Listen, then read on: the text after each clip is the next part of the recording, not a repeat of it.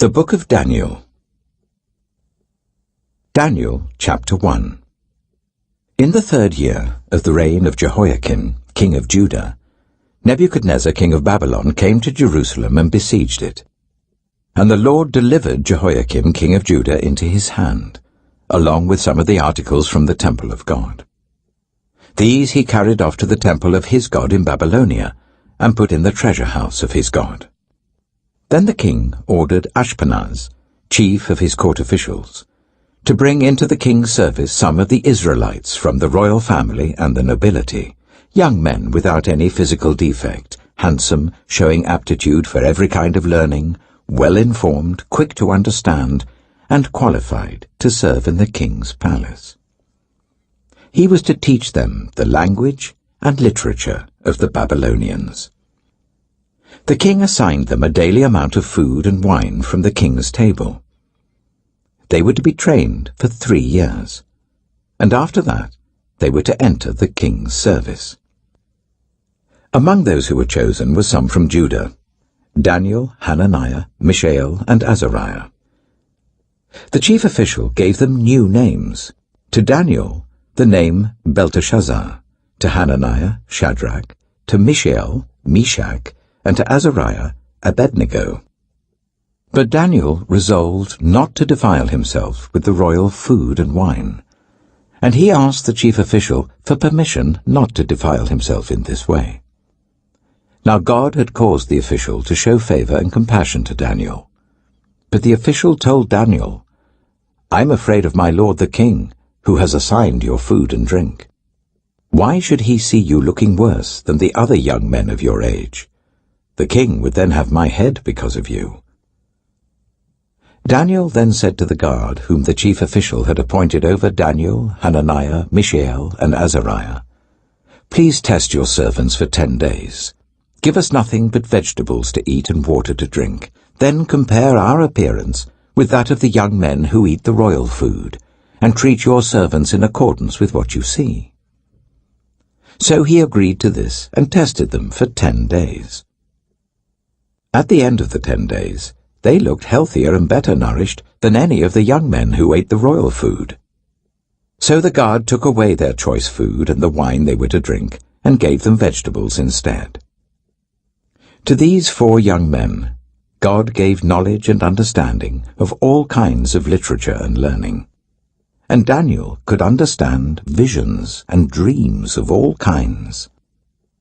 At the end of the time set by the king to bring them into his service, the chief official presented them to Nebuchadnezzar. The king talked with them, and he found none equal to Daniel, Hananiah, Mishael, and Azariah. So they entered the king's service. In every matter of wisdom and understanding about which the king questioned them, he found them 10 times better than all the magicians and enchanters in his whole kingdom. And Daniel remained there until the 1st year of King Cyrus. Daniel chapter 2. In the 2nd year of his reign, Nebuchadnezzar had dreams. His mind was troubled, and he could not sleep. So the king summoned the magicians, enchanters, sorcerers, and astrologers to tell him what he had dreamed. When they came in and stood before the king, he said to them, "I have had a dream that troubles me, and I want to know what it means." Then the astrologers answered the king, "May the king live forever. Tell your servants the dream, and we will interpret it." The king replied to the astrologers, "This is what I have firmly decided. If you do not tell me what my dream was and interpret it, I will have you cut into pieces and your houses turned into piles of rubble. But if you tell me the dream and explain it, you will receive from me gifts and rewards and great honor. So, tell me the dream and interpret it for me." Once more they replied, "Let the king tell his servants the dream, and we will interpret it." Then the king answered, "I am certain that you're trying to gain time, because you realize that this is what I have firmly decided. If you do not tell me the dream, there is only one penalty for you. You have conspired to tell me misleading and wicked things, hoping the situation will change. So then, tell me the dream, and I will know that you can interpret it for me." The astrologers answered the king, "There is no one on earth who can do what the king asks. No king, however great and mighty, has ever asked such a thing of any magician or enchanter or astrologer. What the king asks is too difficult. No one can reveal it to the king except the gods, and they do not live among humans." This made the king so angry and furious that he ordered the execution of all the wise men of Babylon. So the decree was issued to put the wise men to death, and men were sent to look for Daniel and his friends to put them to death. When Arioch, the commander of the king's guard, had gone out to put to death the wise men of Babylon, Daniel spoke to him with wisdom and tact. He asked the king's officer, "Why did the king issue such a harsh decree?" Arioch then explained the matter to Daniel. At this, Daniel went in to the king and asked for time, so that he might interpret the dream for him. Then Daniel returned to his house and explained the matter to his friends Hananiah, Mishael, and Azariah. He urged them to plead for mercy from the God of heaven concerning this mystery, so that he and his friends might not be executed with the rest of the wise men of Babylon. During the night, the mystery was revealed to Daniel in a vision. Then Daniel praised the God of heaven and said, "Praise be to the name of God for ever and ever. Wisdom and power are his. He changes times and seasons. He deposes kings and raises up others. He gives wisdom to the wise and knowledge to the discerning. He reveals deep and hidden things. He knows what lies in darkness, and light dwells with him. I thank and praise you, God of my ancestors. You have given me wisdom and power. You have made known to me what we asked of you. You have made known to us the dream of the king." Then Daniel went to Arioch, whom the king had appointed to execute the wise men of Babylon, and said to him, "Do not execute the wise men of Babylon. Take me to the king, and I will interpret his dream for him." Arioch took Daniel to the king at once and said, "I have found a man among the exiles from Judah who can tell the king what his dream means." The king asked Daniel, also called Belteshazzar, "Are you able to tell me what I saw in my dream and interpret it?" Daniel replied, "No wise man, enchanter, magician, or diviner can explain to the king the mystery he has asked about, but there is a God in heaven who reveals mysteries. He has shown King Nebuchadnezzar what will happen in days to come. Your dream and the visions that passed through your mind as you were lying in bed are these. As your majesty was lying there, your mind turned to things to come, and the revealer of mysteries showed you what is going to happen. As for me, this mystery has been revealed to me, not because I have greater wisdom than anyone else alive, but so that your majesty may know the interpretation, and that you may understand what went through your mind." Your majesty looked, and there before you stood a large statue, an enormous, dazzling statue, awesome in appearance. The head of the statue was made of pure gold, its chest and arms of silver, its belly and thighs of bronze, its legs of iron, its feet partly of iron and partly of baked clay. While you were watching, a rock was cut out, but not by human hands. It struck the statue on its feet of iron and clay and smashed them. Then the iron, the clay, the bronze, the silver, and the gold were all broken to pieces and became like chaff on a threshing floor in the summer. The wind swept them away without leaving a trace. But the rock that struck the statue became a huge mountain and filled the whole earth. This was the dream, and now we will interpret it to the king. Your Majesty, you are the King of Kings. The God of heaven has given you dominion and power and might and glory. In your hands he has placed all mankind and the beasts of the field and the birds in the sky. Wherever they live, he has made you ruler over them all. You are that head of gold. After you, another kingdom will arise, inferior to yours.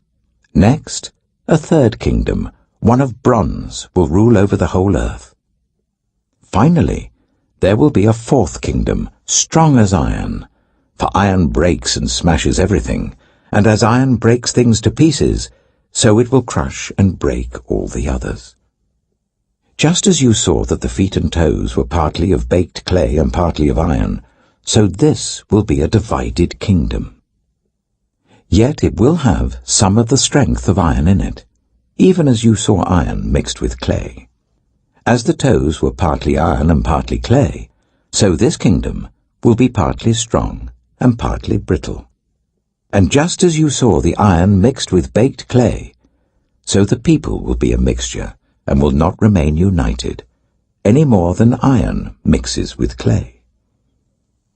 In the time of those kings, the God of heaven will set up a kingdom that will never be destroyed, nor will it be left to another people. It will crush all those kingdoms and bring them to an end, but it will itself endure forever.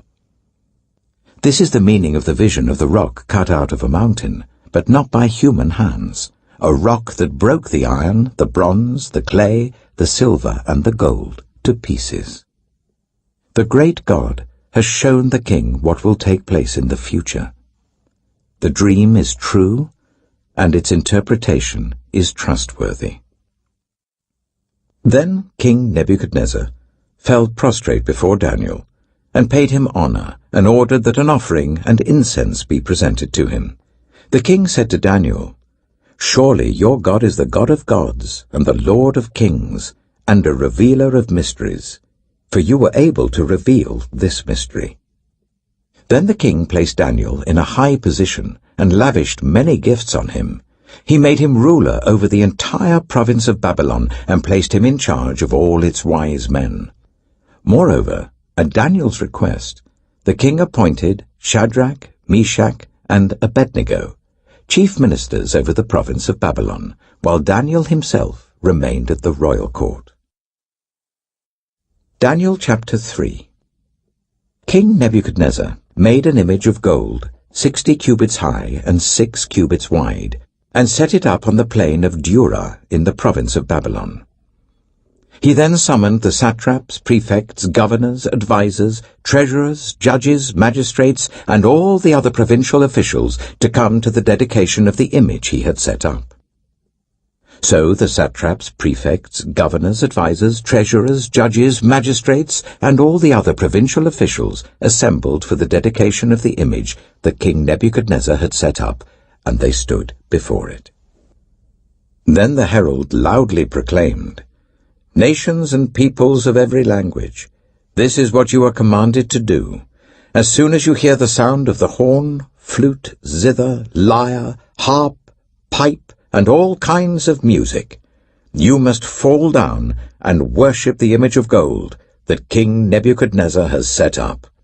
Whoever does not fall down and worship will immediately be thrown into a blazing furnace." Therefore, as soon as they heard the sound of the horn, flute, zither, lyre, harp, and all kinds of music, all the nations and peoples of every language fell down and worshipped the image of gold that King Nebuchadnezzar had set up. At this time, some astrologers came forward and denounced the Jews. They said to King Nebuchadnezzar, "May the king live forever. Your Majesty has issued a decree that everyone who hears the sound of the horn, flute, zither, lyre, harp, pipe, and all kinds of music must fall down and worship the image of gold, and that whoever does not fall down and worship will be thrown into a blazing furnace. But there are some Jews whom you have set over the affairs of the province of Babylon, Shadrach, Meshach, and Abednego, who pay no attention to you, your Majesty. They neither serve your gods nor worship the image of gold you have set up." Furious with rage, Nebuchadnezzar summoned Shadrach, Meshach, and Abednego. So these men were brought before the king. And Nebuchadnezzar said to them, "Is it true, Shadrach, Meshach, and Abednego, that you do not serve my gods or worship the image of gold I have set up? Now, when you hear the sound of the horn, flute, zither, lyre, harp, pipe, and all kinds of music, if you are ready to fall down and worship the image I made, very good. But if you do not worship it, you will be thrown immediately into a blazing furnace. Then what God will be able to rescue you from my hand?" Shadrach, Meshach, and Abednego replied to him, "King Nebuchadnezzar, we do not need to defend ourselves before you in this matter. If we are thrown into the blazing furnace, the God we serve is able to deliver us from it, and he will deliver us from your majesty's hand. But even if he does not, we want you to know, your majesty, that we will not serve your gods or worship the image of gold you have set up." Then Nebuchadnezzar was furious with Shadrach, Meshach, and Abednego, and his attitude towards them changed. He ordered the furnace to be heated 7 times hotter than usual, and commanded some of the strongest soldiers in his army to tie up Shadrach, Meshach, and Abednego, and throw them into the blazing furnace. So these men, wearing their robes, trousers, turbans, and other clothes, were bound and thrown into the blazing furnace. The king's command was so urgent, and the furnace so hot, that the flames of the fire killed the soldiers who took up Shadrach, Meshach, and Abednego, and these 3 men, firmly tied, fell into the blazing furnace. Then King Nebuchadnezzar leapt to his feet in amazement, and asked his advisers, "Weren't there 3 men that we tied up and threw into the fire?" They replied, "Certainly, your majesty." He said, "Look, I see 4 men walking around in the fire, unbound and unharmed, and the 4th looks like a son of the gods." Nebuchadnezzar then approached the opening of the blazing furnace and shouted, "Shadrach, Meshach, and Abednego, servants of the Most High God, come out! Come here!" So Shadrach, Meshach, and Abednego came out of the fire, and the satraps, prefects, governors, and royal advisers crowded round them. They saw that the fire had not harmed their bodies, nor was a hair of their heads singed. Their robes were not scorched, and there was no smell of fire on them. Then Nebuchadnezzar said, "Praise be to the God of Shadrach, Meshach, and Abednego, who has sent his angel and rescued his servants." They trusted in him and defied the king's command, and were willing to give up their lives rather than serve or worship any god except their own God. Therefore, I decree that the people of any nation or language who say anything against the God of Shadrach, Meshach, and Abednego be cut into pieces, and their houses be turned into piles of rubble, for no other God can save in this way. Then the king promoted Shadrach, Meshach, and Abednego in the province of Babylon. Daniel chapter 4. King Nebuchadnezzar, to the nations and peoples of every language who live in all the earth, may you prosper greatly. It is my pleasure to tell you about the miraculous signs and wonders that the Most High God has performed for me. How great are his signs, how mighty his wonders! His kingdom is an eternal kingdom. His dominion endures from generation to generation. I, Nebuchadnezzar, was at home in my palace, contented and prosperous. I had a dream that made me afraid. As I was lying in bed, the images and visions that passed through my mind terrified me. So I commanded that all the wise men of Babylon be brought before me to interpret the dream for me. When the magicians, enchanters, astrologers, and diviners came, I told them the dream, but they could not interpret it for me. Finally, Daniel came into my presence, and I told him the dream. He is called Belteshazzar, after the name of my God, and the spirit of the holy gods is in him. I said, Belteshazzar, chief of the magicians, I know that the spirit of the holy gods is in you, and no mystery is too difficult for you. Here is my dream. Interpret it for me. These are the visions I saw while lying in bed. I looked, and there before me stood a tree in the middle of the land. Its height was enormous. The tree grew large and strong, and its top touched the sky. It was visible to the ends of the earth. Its leaves were beautiful, its fruit abundant, and on it was food for all. Under it, the wild animals found shelter, and the birds lived in its branches. From it, every creature was fed.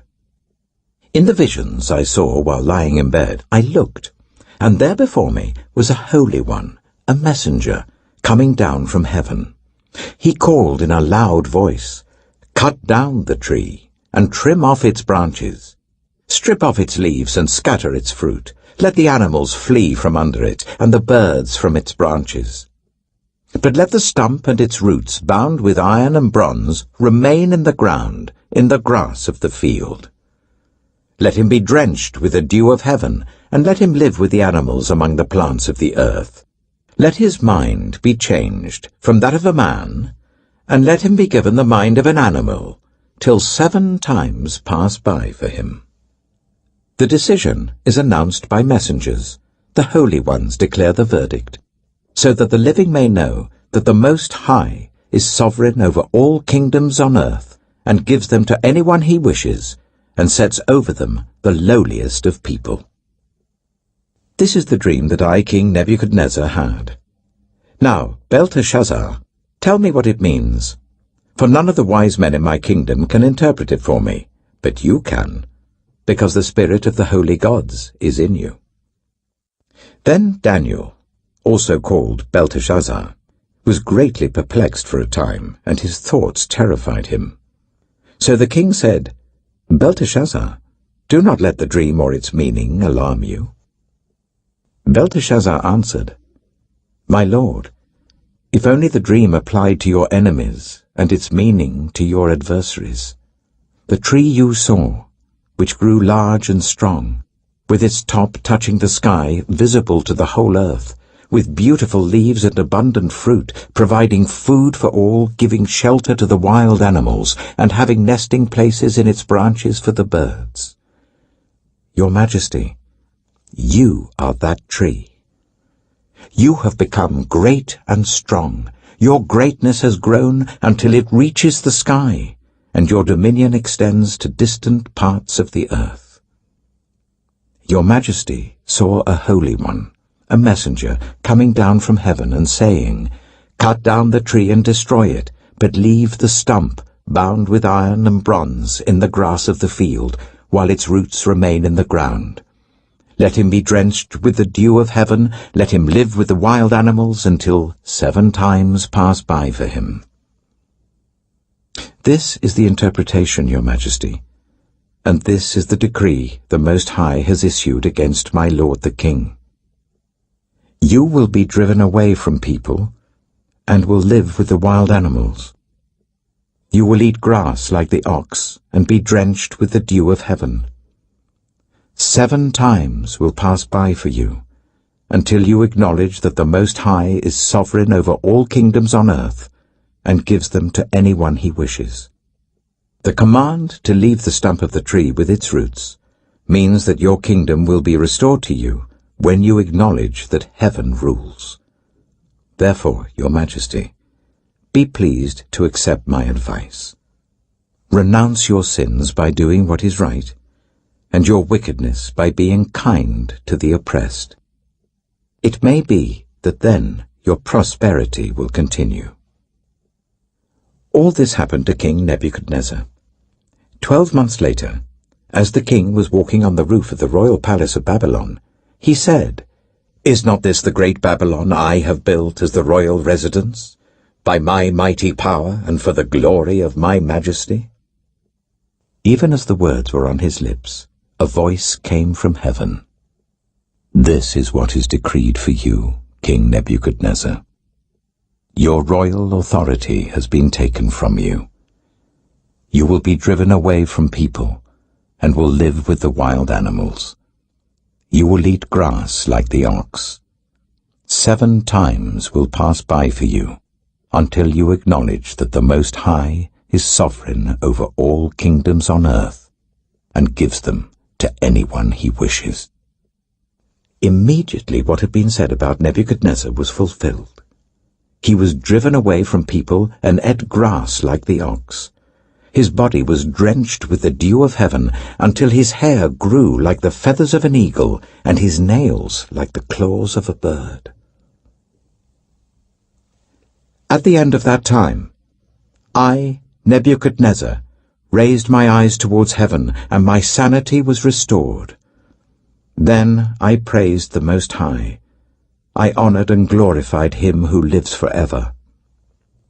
His dominion is an eternal dominion. His kingdom endures from generation to generation. All the peoples of the earth are regarded as nothing. He does as he pleases with the powers of heaven and the peoples of the earth. No one can hold back his hand or say to him, "What have you done?" At the same time that my sanity was restored, my honor and splendor were returned to me for the glory of my kingdom. My advisers and nobles sought me out, and I was restored to my throne and became even greater than before. Now I, Nebuchadnezzar, praise and exalt and glorify the King of heaven, because everything he does is right, and all his ways are just, and those who walk in pride he is able to humble. Daniel chapter 5. King Belshazzar gave a great banquet for 1,000 of his nobles and drank wine with them. While Belshazzar was drinking his wine, he gave orders to bring in the gold and silver goblets that Nebuchadnezzar his father had taken from the temple in Jerusalem, so that the king and his nobles, his wives and his concubines might drink from them. So they brought in the gold goblets that had been taken from the temple of God in Jerusalem, and the king and his nobles, his wives and his concubines drank from them. As they drank the wine, they praised the gods of gold and silver, of bronze, iron, wood, and stone. Suddenly, the fingers of a human hand appeared and wrote on the plaster of the wall near the lampstand in the royal palace. The king watched the hand as it wrote. His face turned pale, and he was so frightened that his legs became weak and his knees were knocking. The king summoned the enchanters, astrologers, and diviners. Then he said to these wise men of Babylon, "Whoever reads this writing and tells me what it means will be clothed in purple and have a gold chain placed around his neck, and he will be made the 3rd highest ruler in the kingdom." Then all the king's wise men came in, but they could not read the writing or tell the king what it meant. So King Belshazzar became even more terrified, and his face grew more pale. His nobles were baffled. The queen, hearing the voices of the king and his nobles, came into the banquet hall. "May the king live forever," she said. "Don't be alarmed. Don't look so pale. There is a man in your kingdom who has the spirit of the holy gods in him. In the time of your father he was found to have insight and intelligence and wisdom like that of the gods. Your father, King Nebuchadnezzar, appointed him chief among the magicians, enchanters, astrologers, and diviners.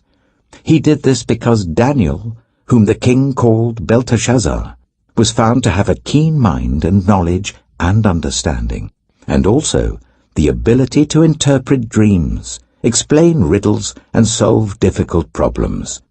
Call for Daniel, and he will tell you what the writing means." So Daniel was brought before the king, and the king said to him, "Are you Daniel, one of the exiles my father the king brought from Judah? I have heard that the spirit of the gods is in you, and that you have insight, intelligence, and outstanding wisdom. The wise men and enchanters were brought before me to read this writing and tell me what it means, but they could not explain it. Now I have heard that you are able to give interpretations and to solve difficult problems. If you can read this writing, and tell me what it means, you will be clothed in purple, and have a gold chain placed round your neck, and you will be made the third highest ruler in the kingdom." Then Daniel answered the king, "You may keep your gifts for yourself, and give your rewards to someone else. Nevertheless, I will read the writing for the king, and tell him what it means. Your Majesty, the Most High God gave your father Nebuchadnezzar sovereignty and greatness and glory and splendor. Because of the high position he gave him, all the nations and peoples of every language dreaded and feared him. Those the king wanted to put to death, he put to death. Those he wanted to spare, he spared. Those he wanted to promote, he promoted. And those he wanted to humble, he humbled. But when his heart became arrogant and hardened with pride, he was deposed from his royal throne and stripped of his glory. He was driven away from the people and given the mind of an animal. He lived with the wild donkeys and ate grass like the ox, and his body was drenched with the dew of heaven, until he acknowledged that the Most High God is sovereign over all kingdoms on earth, and sets over them anyone he wishes. But you, Belshazzar, his son, have not humbled yourself, though you knew all this.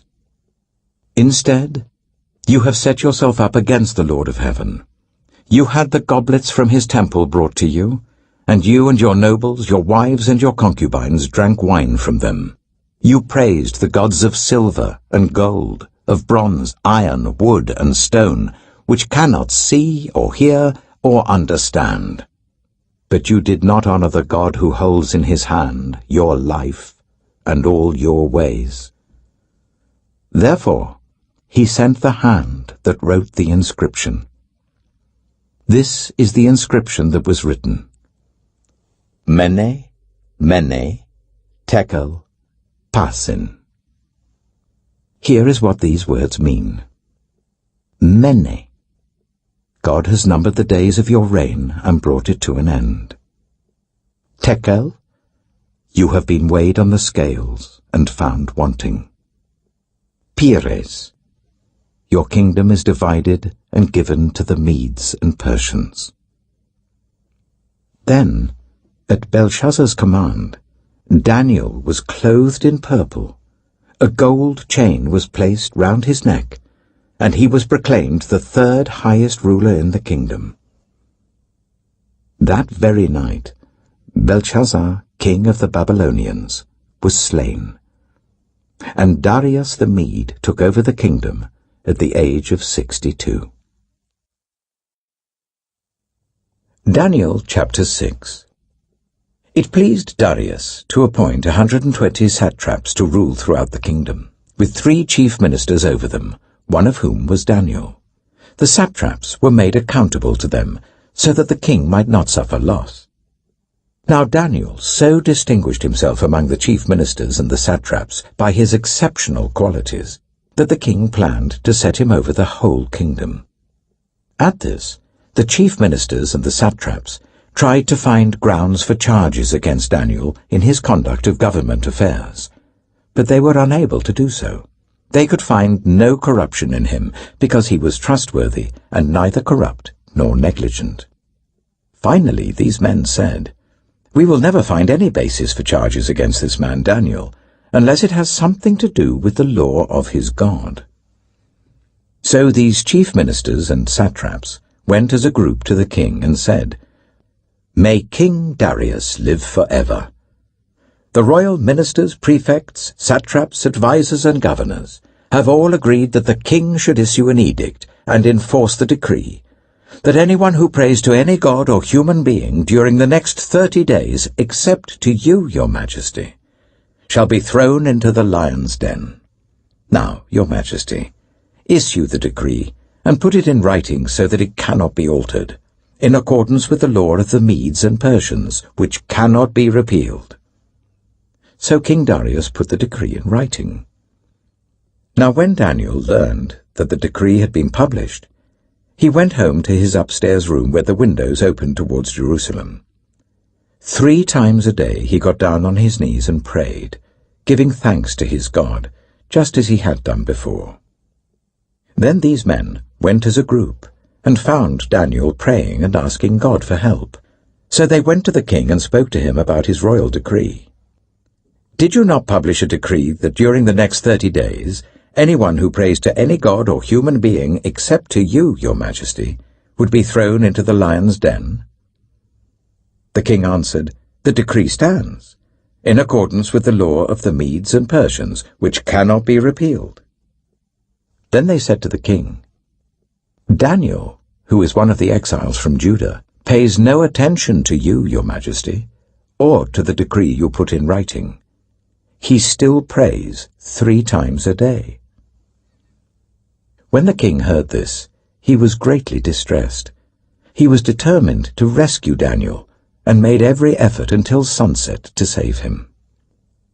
Then the men went as a group to King Darius and said to him, "Remember, your majesty, that according to the law of the Medes and Persians, no decree or edict that the king issues can be changed." So the king gave the order, and they brought Daniel and threw him into the lion's den. The king said to Daniel, "May your God, whom you serve continually, rescue you." A stone was brought and placed over the mouth of the den, and the king sealed it with his own signet ring and with the rings of his nobles, so that Daniel's situation might not be changed. Then the king returned to his palace and spent the night without eating and without any entertainment being brought to him, and he could not sleep. At the first light of dawn, the king got up and hurried to the lion's den. When he came near the den, he called to Daniel in an anguished voice, "Daniel, servant of the living God, has your God, whom you serve continually, been able to rescue you from the lions?" Daniel answered, "May the king live forever. My God sent his angel, and he shut the mouths of the lions. They have not hurt me, because I was found innocent in his sight. Nor have I ever done any wrong before you, your majesty." The king was overjoyed, and gave orders to lift Daniel out of the den. And when Daniel was lifted from the den, no wound was found on him, because he had trusted in his God. At the king's command, the men who had falsely accused Daniel were brought in and thrown into the lion's den, along with their wives and children. And before they reached the floor of the den, the lions overpowered them and crushed all their bones. Then King Darius wrote to all the nations and peoples of every language in all the earth, "May you prosper greatly. I issue a decree that in every part of my kingdom people must fear and reverence the God of Daniel. For he is the living God, and he endures forever. His kingdom will not be destroyed, his dominion will never end. He rescues and he saves. He performs signs and wonders in the heavens and on the earth. He has rescued Daniel from the power of the lions." So Daniel prospered during the reign of Darius and the reign of Cyrus the Persian. Daniel chapter 7. In the first year of Belshazzar, king of Babylon, Daniel had a dream, and visions passed through his mind as he was lying in bed. He wrote down the substance of his dream. Daniel said, "In my vision at night I looked, and there before me were the 4 winds of heaven churning up the great sea. 4 great beasts, each different from the others, came up out of the sea. The first was like a lion, and it had the wings of an eagle. I watched until its wings were torn off, and it was lifted from the ground so that it stood on 2 feet like a human being. And the mind of a human was given to it. And there before me was a second beast, which looked like a bear. It was raised up on one of its sides, and it had 3 ribs in its mouth between its teeth. It was told, 'Get up and eat your fill of flesh.' After that, I looked, and there before me was another beast, one that looked like a leopard, and on its back it had 4 wings like those of a bird. This beast had 4 heads, and it was given authority to rule. After that, in my vision at night, I looked, and there before me was a fourth beast, terrifying and frightening and very powerful. It had large iron teeth. It crushed and devoured its victims and trampled underfoot whatever was left. It was different from all the former beasts, and it had 10 horns. While I was thinking about the horns, there before me was another horn, a little one, which came up among them, and 3 of the first horns were uprooted before it. This horn had eyes like the eyes of a human being, and a mouth that spoke boastfully. As I looked, thrones were set in place, and the Ancient of Days took his seat. His clothing was as white as snow. The hair of his head was white like wool. His throne was flaming with fire, and its wheels were all ablaze. A river of fire was flowing, coming out from before him. Thousands upon thousands attended him. 10,000 times 10,000 stood before him. The court was seated, and the books were opened. Then I continued to watch, because of the boastful words the horn was speaking. I kept looking until the beast was slain, and its body destroyed and thrown into the blazing fire. The other beasts had been stripped of their authority, but were allowed to live for a period of time. In my vision at night, I looked, and there before me was one like a son of man, coming with the clouds of heaven. He approached the Ancient of Days, and was led into his presence. He was given authority, glory, and sovereign power. All nations and peoples of every language worshipped him. His dominion is an everlasting dominion that will not pass away, and his kingdom is one that will never be destroyed. I, Daniel, was troubled in spirit, and the visions that passed through my mind disturbed me. I approached one of those standing there, and asked him the meaning of all this. So he told me and gave me the interpretation of these things. The 4 great beasts are 4 kings that will rise from the earth. But the holy people of the Most High will receive the kingdom and will possess it forever, yes, forever and ever. Then I wanted to know the meaning of the 4th beast, which was different from all the others and most terrifying, with its iron teeth and bronze claws, the beast that crushed and devoured its victims and trampled underfoot whatever was left. I also wanted to know about the 10 horns on its head, and about the other horn that came up, before which 3 of them fell, the horn that looked more imposing than the others, and that had eyes and a mouth that spoke boastfully. As I watched, this horn was waging war against the holy people and defeating them, until the Ancient of Days came and pronounced judgment in favor of the holy people of the Most High, and the time came when they possessed the kingdom. He gave me this explanation.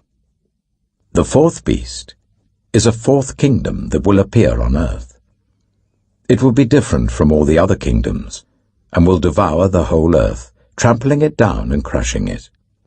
The 10 horns are 10 kings, who will come from this kingdom. After them another king will arise, different from the earlier ones. He will subdue 3 kings. He will speak against the Most High and oppress his holy people, and try to change the set times and the laws. The holy people will be delivered into his hands for a time, times and half a time. But the court will sit, and his power will be taken away and completely destroyed forever. Then the sovereignty, power, and greatness of all the kingdoms under heaven will be handed over to the holy people of the Most High. His kingdom will be an everlasting kingdom, and all rulers will worship and obey him. This is the end of the matter. I, Daniel, was deeply troubled by my thoughts, and my face turned pale, but I kept the matter to myself. Daniel chapter 8. In the 3rd year of King Belshazzar's reign, I, Daniel, had a vision, after the one that had already appeared to me. In my vision I saw myself in the citadel of Susa, in the province of Elam. In the vision, I was beside the Ulai Canal. I looked up, and there before me was a ram with 2 horns standing beside the canal, and the horns were long. One of the horns was longer than the other, but grew up later. I watched the ram as it charged towards the west and the north and the south. No animal could stand against it, and none could rescue from its power. It did as it pleased, and became great. As I was thinking about this, suddenly a goat with a prominent horn between its eyes came from the west, crossing the whole earth without touching the ground. It came towards the 2-horned ram I had seen standing beside the canal and charged at it in great rage. I saw it attack the ram furiously, striking the ram and shattering its 2 horns. The ram was powerless to stand against it. The goat knocked it to the ground and trampled on it, and none could rescue the ram from its power. The goat became very great, but at the height of its power, the large horn was broken off, and in its place 4 prominent horns grew up towards the 4 winds of heaven. Out of one of them came another horn, which started small but grew in power to the south and to the east and towards the beautiful land. It grew until it reached the host of the heavens, and it threw some of the starry host down to the earth and trampled on them. It set itself up to be as great as the commander of the army of the Lord. It took away the daily sacrifice from the Lord, and his sanctuary was thrown down. Because of rebellion, the Lord's people and the daily sacrifice were given over to it. It prospered in everything it did, and truth was thrown to the ground. Then I heard a Holy One speaking, and another Holy One said to him, "How long will it take for the vision to be fulfilled? The vision concerning the daily sacrifice, the rebellion that causes desolation, the surrender of the sanctuary, and the trampling underfoot of the Lord's people." He said to me, "It will take 2,300 evenings and mornings. Then the sanctuary will be reconsecrated." While I, Daniel, was watching the vision and trying to understand it, there before me stood one who looked like a man. And I heard a man's voice from the Ulai calling, "Gabriel, tell this man the meaning of the vision." As he came near the place where I was standing, I was terrified and fell prostrate. "Son of man," he said to me, "understand that the vision concerns the time of the end." While he was speaking to me, I was in a deep sleep with my face to the ground. Then he touched me and raised me to my feet. He said, "I am going to tell you what will happen later in the time of wrath, because the vision concerns the appointed time of the end. The 2-horned ram that you saw represents the kings of Media and Persia. The shaggy goat is the king of Greece, and the large horn between its eyes is the first king. The 4 horns that replace the one that was broken off represent 4 kingdoms that will emerge from his nation, but will not have the same power. In the latter part of their reign, when rebels have become completely wicked, a fierce-looking king, a master of intrigue, will arise. He will become very strong, but not by his own power. He will cause astounding devastation and will succeed in whatever he does. He will destroy those who are mighty, the holy people. He will cause deceit to prosper, and he will consider himself superior. When they feel secure, he will destroy many and take his stand against the Prince of Princes. Yet he will be destroyed, but not by human power. The vision of the evenings and mornings that has been given you is true, but seal up the vision, for it concerns the distant future." I, Daniel, was worn out. I lay exhausted for several days. Then I got up and went about the king's business. I was appalled by the vision. It was beyond understanding. Daniel chapter 9. In the first year of Darius, son of Xerxes, a Mede by descent, who was made ruler over the Babylonian kingdom, in the first year of his reign, I, Daniel, understood from the Scriptures, according to the word of the Lord given to Jeremiah the prophet, that the desolation of Jerusalem would last 70 years. So I turned to the Lord God, and pleaded with him in prayer and petition, in fasting, and in sackcloth and ashes. I prayed to the Lord my God, and confessed, Lord, the great and awesome God, who keeps his covenant of love with those who love him and keep his commandments, we have sinned and done wrong. We have been wicked and have rebelled. We have turned away from your commands and laws. We have not listened to your servants the prophets, who spoke in your name to our kings, our princes, and our ancestors, and to all the people of the land. Lord, you are righteous, but this day we are covered with shame. The people of Judah and the inhabitants of Jerusalem and all Israel, both near and far, in all the countries where you have scattered us because of our unfaithfulness to you. We and our kings, our princes and our ancestors are covered with shame, Lord, because we have sinned against you. The Lord our God is merciful and forgiving, even though we have rebelled against him. We have not obeyed the Lord our God, or kept the laws he gave us through his servants the prophets. All Israel has transgressed your law, and turned away, refusing to obey you. Therefore, the curses and sworn judgments, written in the law of Moses, the servant of God, have been poured out on us, because we have sinned against you. You have fulfilled the word spoken against us, and against our rulers, by bringing on us great disaster. Under the whole heaven, nothing has ever been done like what has been done to Jerusalem.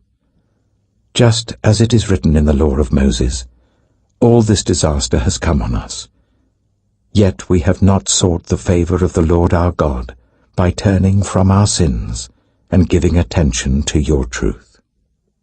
The Lord did not hesitate to bring the disaster on us, for the Lord our God is righteous in everything he does, yet we have not obeyed him. Now, Lord our God, who brought your people out of Egypt with a mighty hand, and who made for yourself a name that endures to this day, we have sinned. We have done wrong. Lord, in keeping with all your righteous acts, turn away your anger and your wrath from Jerusalem, your city, your holy hill. Our sins and the iniquities of our ancestors have made Jerusalem and your people an object of scorn to all those around us. Now, our God, hear the prayers and petitions of your servant. For your sake, Lord, look with favor on your desolate sanctuary. Give ear, our God, and hear. Open your eyes, and see the desolation of the city that bears your name. We do not make requests of you because we are righteous, but because of your great mercy. Lord, listen. Lord, forgive. Lord, hear and act. For your sake, my God, do not delay, because your city and your people bear your name. While I was speaking and praying, confessing my sin and the sin of my people Israel, and making my request to the Lord my God for his holy hill, while I was still in prayer, Gabriel, the man I had seen in the earlier vision, came to me in swift flight about the time of the evening sacrifice. He instructed me and said to me, Daniel, I have now come to give you insight and understanding. As soon as you began to pray, a word went out, which I have come to tell you. for you are highly esteemed. Therefore consider the word and understand the vision. 70 sevens are decreed for your people and your holy city to finish transgression, to put an end to sin, to atone for wickedness, to bring in everlasting righteousness, to seal up vision and prophecy, and to anoint the most holy place. Know this and understand this. From the time the word goes out to restore and rebuild Jerusalem until the Anointed One, the ruler, comes, there will be 7 sevens and 62 sevens. It will be rebuilt with streets and a trench, but in times of trouble. After the 62 sevens, the Anointed One will be put to death and will have nothing. The people of the ruler who will come will destroy the city and the sanctuary. The end will come like a flood. War will continue until the end, and desolations have been decreed. He will confirm a covenant with many for 1 7. In the middle of the 7, he will put an end to sacrifice and offering, and at the temple he will set up an abomination that causes desolation, until the end that is decreed is poured out on him. Daniel chapter 10. In the 3rd year of Cyrus, king of Persia, a revelation was given to Daniel, who was called Belteshazzar. Its message was true, and it concerned a great war. The understanding of the message came to him in a vision. At that time, I, Daniel, mourned for 3 weeks. I ate no choice food, no meat or wine touched my lips, and I used no lotions at all until the 3 weeks were over. On the 24th day of the 1st month, as I was standing on the bank of the great river, the Tigris, I looked up, and there before me was a man dressed in linen, with a belt of fine gold from Uphaz round his waist. His body was like topaz, his face like lightning, his eyes like flaming torches, his arms and legs like the gleam of burnished bronze, and his voice like the sound of a multitude. I, Daniel, was the only one who saw the vision. Those who were with me did not see it, but such terror overwhelmed them that they fled and hid themselves. So I was left alone, gazing at this great vision. I had no strength left, my face turned deathly pale, and I was helpless. Then I heard him speaking, and as I listened to him, I fell into a deep sleep, my face to the ground. A hand touched me and set me trembling on my hands and knees. He said, "Daniel, you who are highly esteemed, consider carefully the words I am about to speak to you, and stand up, for I have now been sent to you." And when he said this to me, I stood up, trembling. Then he continued, "Do not be afraid, Daniel. Since the first day that you set your mind to gain understanding and to humble yourself before your God, your words were heard, and I have come in response to them. But the prince of the Persian kingdom resisted me 21 days. Then Michael, one of the chief princes, came to help me, because I was detained there with the king of Persia. Now I have come to explain to you what will happen to your people in the future, for the vision concerns a time yet to come." While he was saying this to me, I bowed with my face towards the ground and was speechless. Then one who looked like a man touched my lips, and I opened my mouth and began to speak.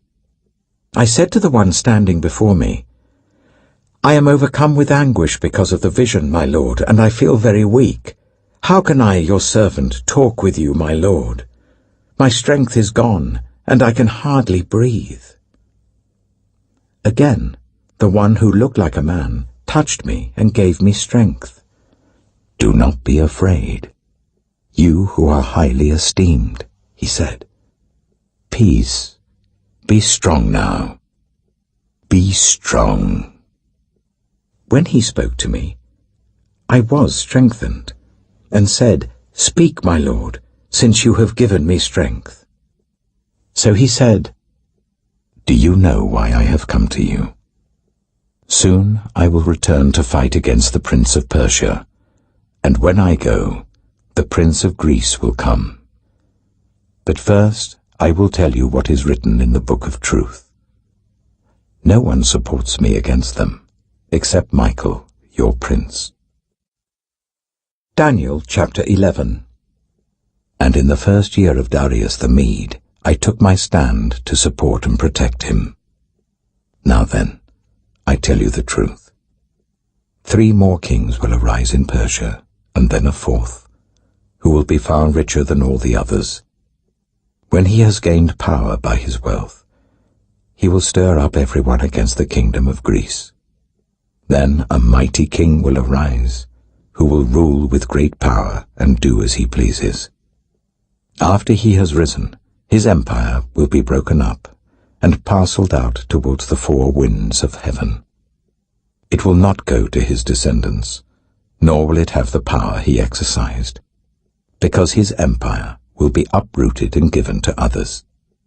The king of the south will become strong, but one of his commanders will become even stronger than he, and will rule his own kingdom with great power. After some years, they will become allies. The daughter of the king of the south will go to the king of the north to make an alliance, but she will not retain her power, and he and his power will not last. In those days she will be betrayed, together with her royal escort and her father, and the one who supported her. Someone from within her family will arise to take her place. He will attack the forces of the king of the north and enter his fortress. He will fight against them and be victorious. He will also seize their gods, their metal images, and their valuable articles of silver and gold, and carry them off to Egypt.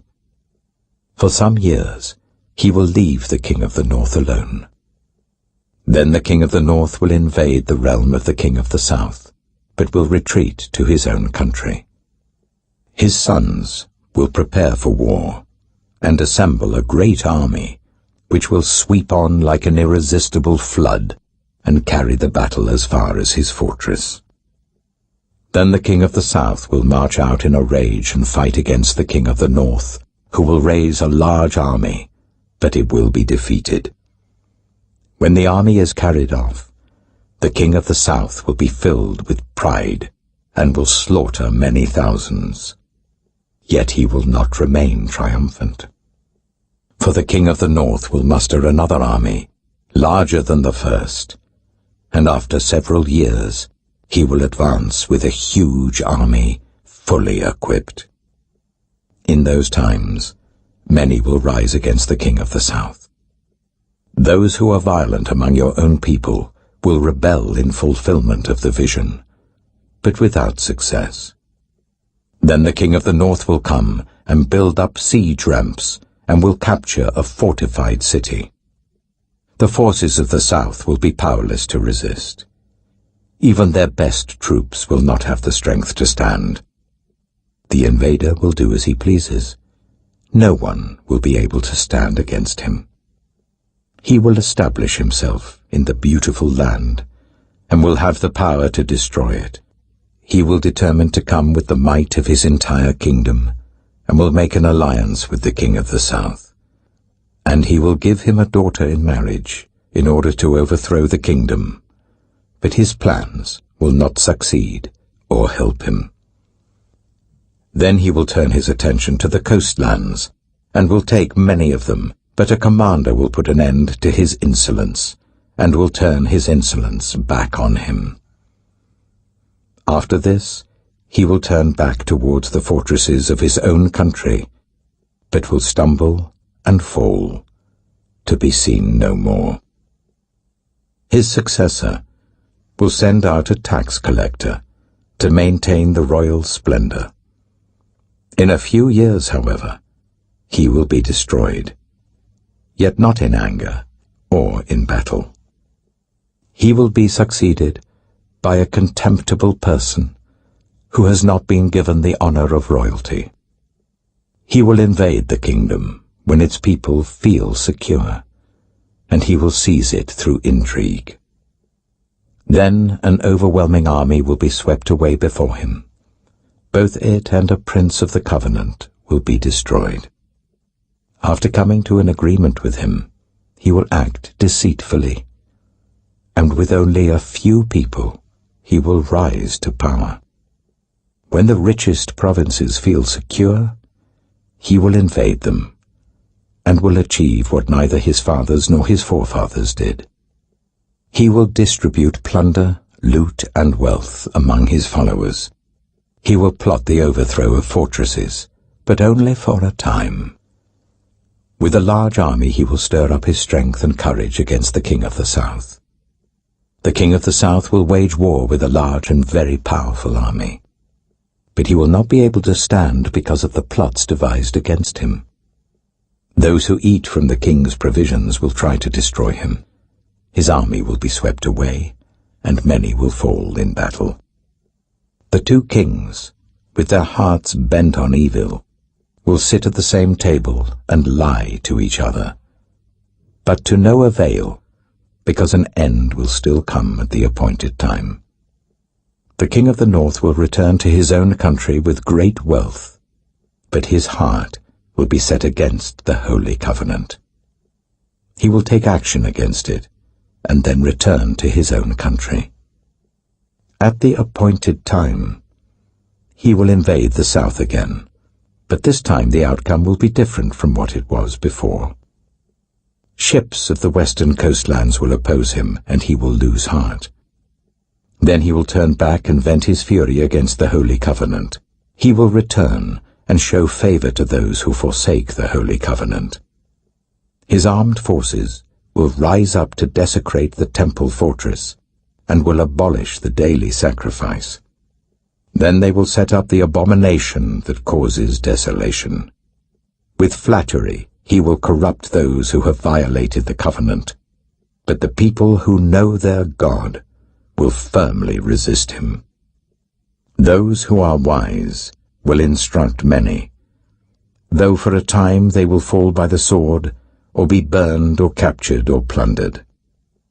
When they fall, they will receive a little help, and many who are not sincere will join them. Some of the wise will stumble, so that they may be refined, purified, and made spotless until the time of the end, for it will still come at the appointed time. The king will do as he pleases. He will exalt and magnify himself above every god, and will say unheard of things against the God of gods. He will be successful until the time of wrath is completed, for what has been determined must take place.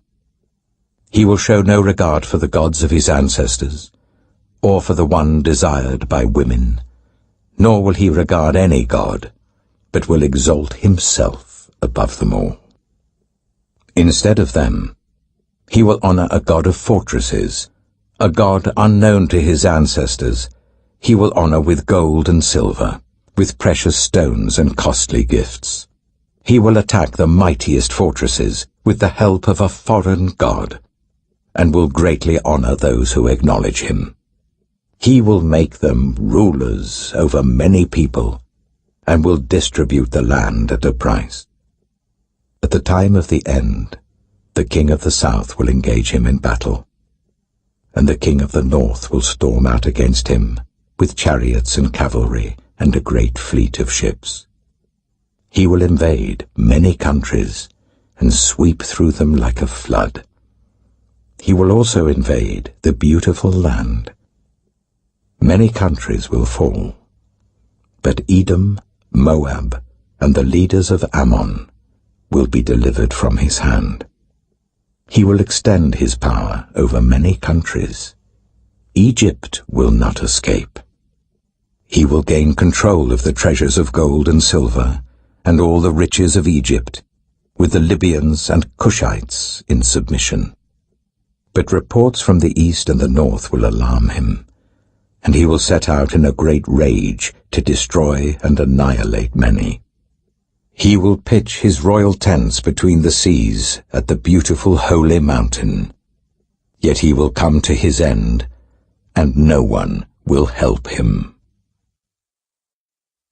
Daniel chapter 12. At that time, Michael, the great prince who protects your people, will arise. There will be a time of distress, such as has not happened from the beginning of nations until then. But at that time your people, everyone whose name is found written in the book, will be delivered.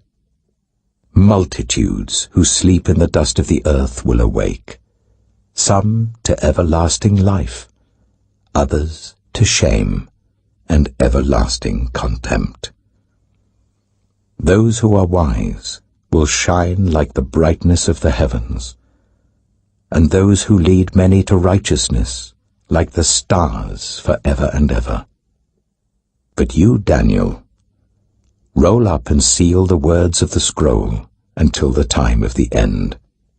Many will go here and there to increase knowledge. Then I, Daniel, looked, and there before me stood two others, one on this bank of the river, and one on the opposite bank.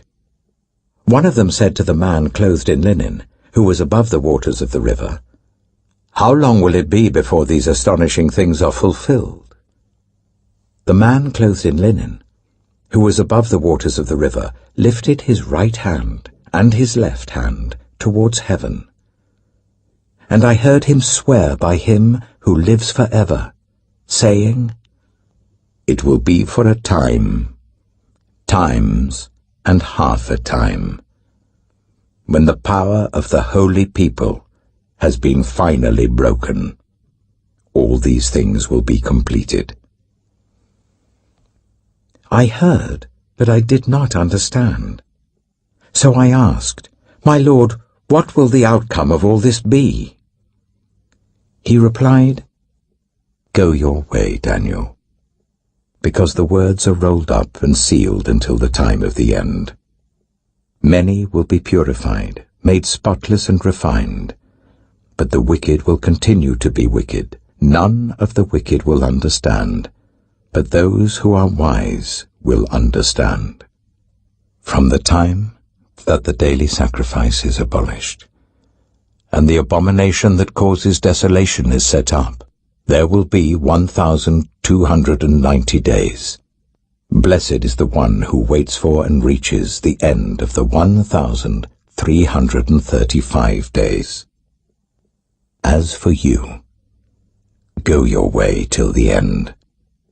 You will rest, and then at the end of the days you will rise to receive your allotted inheritance."